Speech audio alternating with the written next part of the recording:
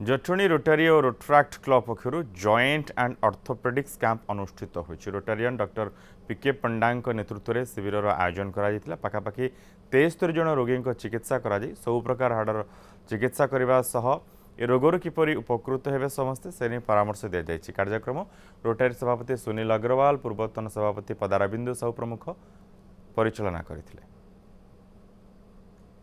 BMD test माने हाड़र density केते अच्छी, हाड़ केते स्ट्रॉन्ग अच्छी से विषय टेस्ट करने बीएमडी टेस्ट करा जाउची, जोटा कि बाहर कले बहुत पैसा पड़े से मागणा करा जाउची।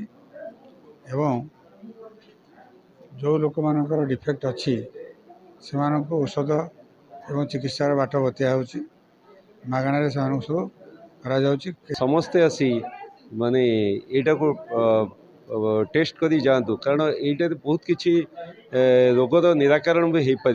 कैल्शियम अभाव भी के हाड़र मजबूत कमिज, तेणु यहाँ आम जो वर्ष को थे करें समस्त अनुरोध करुँ कैंप रे समस्ते आसी मागण टेस्ट करी जातु।